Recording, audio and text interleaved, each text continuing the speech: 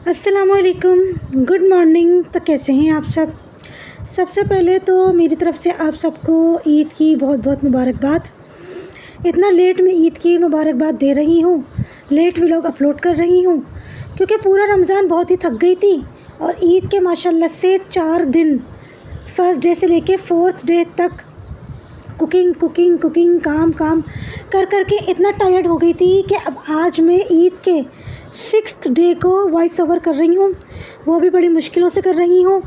फजर में भी दिल हो रहा था कि वॉइस ओवर कर लूँ, दिमाग में ये चल रहा था, लेकिन दिमाग और दिल ना मेरा बहुत सोया हुआ था क्योंकि रात भर मैं सही से सो नहीं सकी। मेरे हस्बैंड गए हुए थे तो उनकी वजह से भी मैं लेट सोई और फिर हस्बैंड को कंपनी के लिए उठाना होता है, वो भी मेरी बहुत लेट आँख खुली, अलार्म बज के बंद हो गया था खुद ही। और फिर फजर की नमाज़ पढ़ते ही मैं फिर दोबारा सो गई हूँ। तो अब जाकर मैं सुबह 9:30 बजे बैठकर मुझे कुछ पीसफुल सा महसूस हो रहा है, सब तरफ सुकून सा फील हो रहा है। तो मैंने सोचा कि मैं जल्दी से वॉइस ओवर कर लूँ ताकि फिर आज शाम को मैं अपना व्लॉग अपलोड कर सकूँ।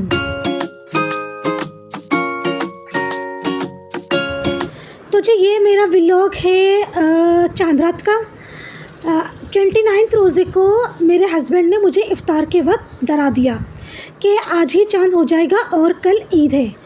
तो मैं तो बहुत ज़्यादा पैनिक हो गई। मैंने अपने हस्बैंड को बोला कि ऐसा नहीं होना चाहिए, अगर खुदा न खास्ता ऐसा हुआ तो मैं पागल हो जाऊंगी क्योंकि मेरे बहुत सारे काम पड़े हुए हैं जो कि मुझे करने हैं। क्योंकि मैं इसी इंतज़ार में थी कि फ्राइडे को लास्ट रोज़ा है तो मैं फ्राइडे को ही सारे काम निपटाऊंगी।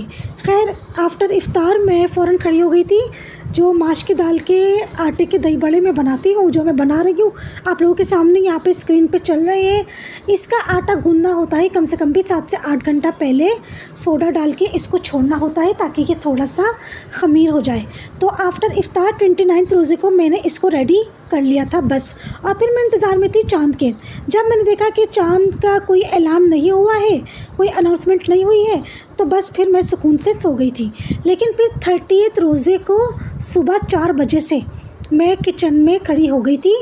पहले तो सहरी की तैयारी करी, रोटी वगैरह बनाई, फिर उसके बाद मैं 4 बजे खड़ी हो गई थी ये माश की दाल के दही बड़ों को फ्राई करने, क्योंकि अच्छे खासे फ्राई करने तो इनको फ्राई करने में कम से कम भी 1 से 1.5 घंटा तो मिनिमम लग ही जाता है।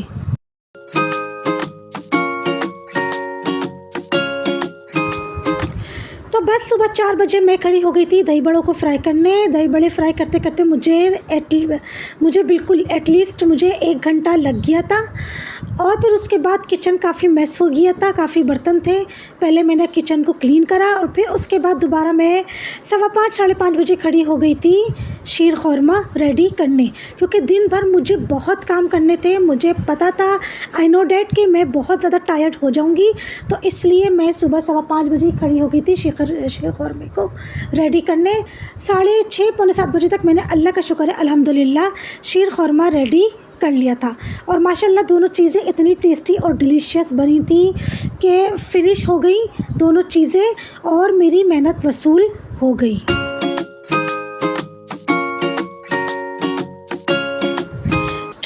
जो रोज़ा था ना, लास्ट रोज़ा, वो मेरा पूरा ऐसा गुज़रा कि सिर्फ मैं फिर सुबह में 2 से 2.5 घंटा सोई हूँ और फिर उसके बाद सुबह 9 बजे से उठकर काम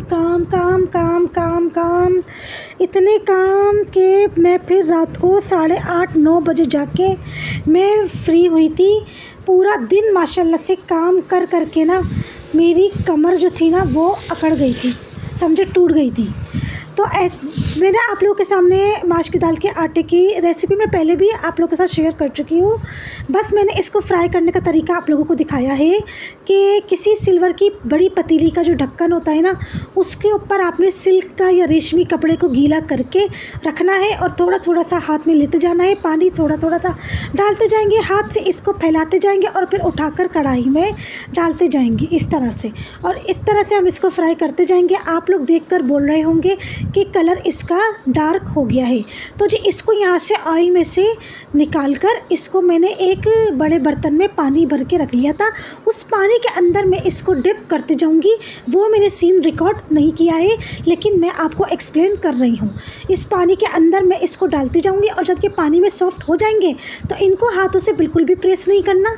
कोई नेट होती है ना सब्ज़ी वॉश करने वाली नेट, उस नेट के अंदर बस निकाल के इनको खड़ा करके रखते जाएंगे तो सारा पानी जो है वो निकलता जाएगा। और बस फिर आप इसको जिस बर्तन में आपको इसको फ्रिज में रखना हो उसमें आप इसको रखते जाएंगे। इसको हाथों से बिल्कुल भी प्रेस नहीं करना, दबा दबा के कुछ भी नहीं करना, वरना ये टूट जाएंगे।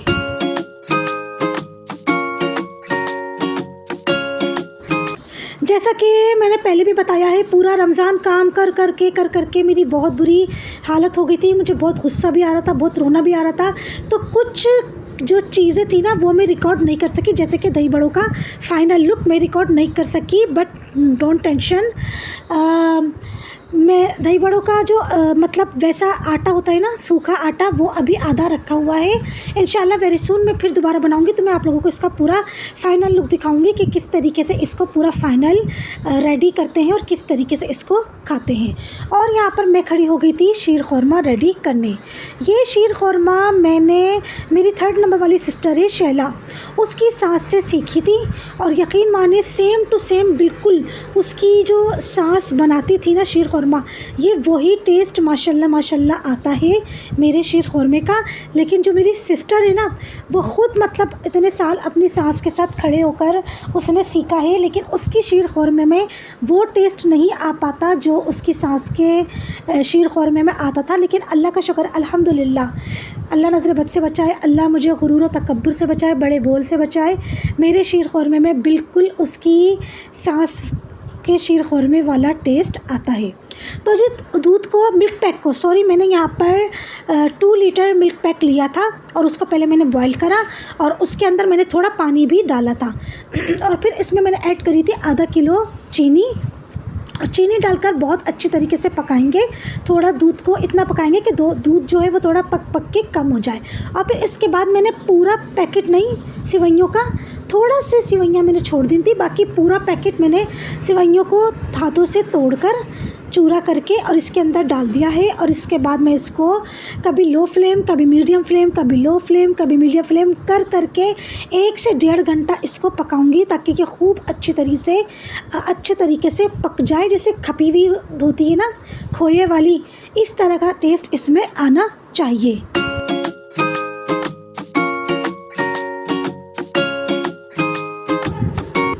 बस आपने थोड़ी थोड़ी देर के बाद शीर ख़ुरमे को जा के चमचा चलाते रहना है ताकि शीर जो है ना वो सिवैयाँ नीचे से ना लगे। और इसको ये देखिए हमने 1 से 1.5 घंटा पकाया। ये अच्छी खासी थिक हो गई थी, इससे ज़्यादा मैं थिक नहीं करूँगी। क्यों? क्योंकि कोई भी चीज़ हो, चाहे सालन हो, चाहे शीर हो, चाहे खीर हो, ठंडी होने के बाद इसकी क्वांटिटी, थिकनेस डबल तिबल हो जाती है या और मज़ीद गाढ़ी हो जाती है। तो इसलिए मैंने इसको और मज़ीद गाढ़ा नहीं किया था। और जब ये अच्छी खासी ठंडी हो गई थी, अच्छी खासी गरमाइश इसकी ख़त्म हो गई थी, फिर उसके बाद मैंने इसमें पिस्ते बादाम ऐड किए थे। मेरी सिस्टर की सास तो उबले हुए छुआरे भी डालती थी और पिस्ते बादाम को भी उबाल कर, पानी में उबाल कर फिर डालती थी। लेकिन मैं ऐसा नहीं करती हूँ, मैं ऐसे ही मतलब पिस्ते बादाम को काट कर मोटा मोटा काट कर ऐड कर देती हूँ और छुआरे नहीं डालती, क्योंकि ना तो मुझे पसंद है और ना ही मेरे हस्बैंड को पसंद है। और इसमें अब इसको और मज़ीद मैं बाहर रखूँगी। जब ये अच्छी तरीके से ठंडी हो जाएगी तो बस फिर उठाकर मैं इसको फ्रिज में रख दूँगी। और यकीन माने नेक्स्ट मॉर्निंग ईद वाले दिन ये इतनी गाढ़ी हो गई थी कि मुझे इसके अंदर 1 गिलास पानी मिलाना पड़ गया था। ये इतनी गाढ़ी हो गई थी। और मुझको, मेरे हस्बैंड को इतनी गाढ़ी शीर नहीं पसंद। शीर इतनी गाढ़ी नहीं होनी चाहिए, नहीं होती है।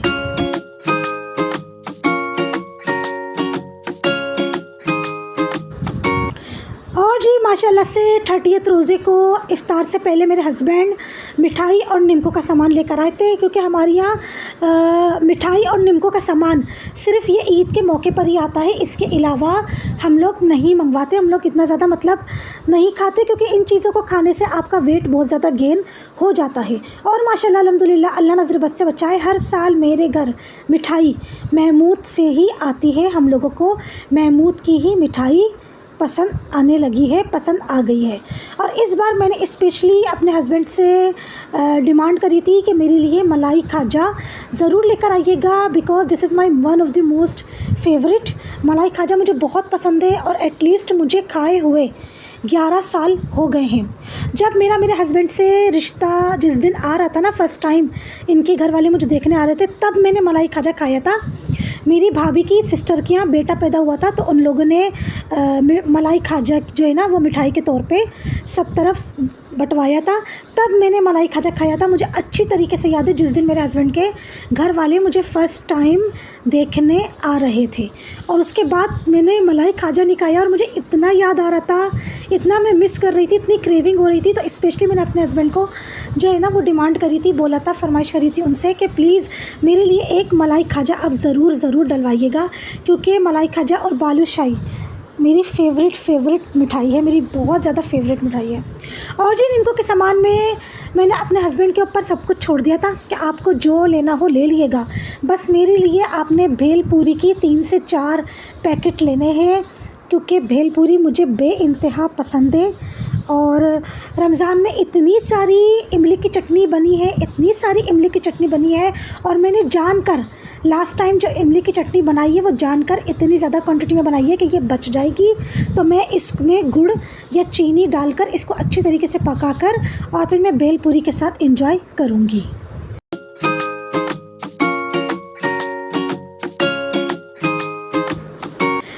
रमज़ान मैंने इतनी ज़्यादा क्वांटिटी में इमली की चटनी बनाई है, तो अब क्या लास्ट में मेरा इतना भी हक़ नहीं बनता अब कि बाकी की इमली की चटनी जो है वो मैं भेलपूरी के लिए रेडी करके और भेलपूरी के साथ एंजॉय कर लूँ। तो इसलिए जो है ना, जब लास्ट की चटनी जो रह गई थी, मैंने अपने हस्बैंड को बिल्कुल भी मतलब कुछ नहीं बोला कि मैं इसको ऐसा कर रही हूँ या वैसा कर रही हूँ, नहीं, मैंने बस फटाफट इसके अंदर गुड़ डाला इमली की चटनी में, और मैंने उसको रेडी करके भेलपूरी के साथ एंजॉय करना स्टार्ट कर दिया है। वो भी मैं इंशाल्लाह क्लिप रिकॉर्ड करूँगी, तो आप लोगों के साथ ज़रूर शेयर करूँगी।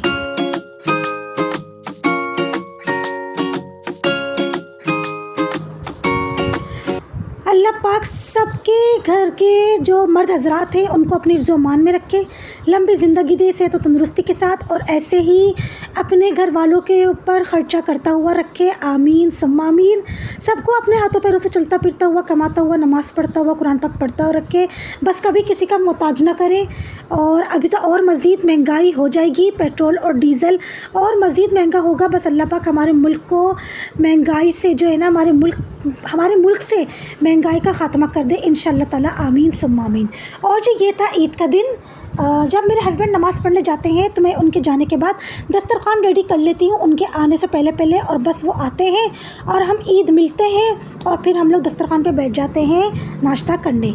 ये होता है ईद की सुबह का नाश्ता, क्योंकि ये दही बड़े अच्छे खासे हेवी होते हैं, इनको खाकर अच्छा खासा पेट भर जाता है। तो बस दही बड़े, शीर और मिठाई से ईद की सुबह हम लोग करते हैं नाश्ता। और भी ईद की रूटीन आप लोगों के साथ 1 बाय 1 शेयर करूंगी। आई होप मेरा आज का व्लॉग आप लोगों को अच्छा लगा होगा। अच्छा लगा हो तो लाइक कर दिएगा, चैनल को सब्सक्राइब कर दिएगा, वीडियो को अपने फ्रेंड्स एंड फैमिली में शेयर करके एक अच्छा सा कमेंट कर दिएगा। मिलूंगी एक नए मज़ेदार से व्लॉग में, तो अपना बहुत सारा ख्याल रखिएगा। अल्लाह हाफिज़।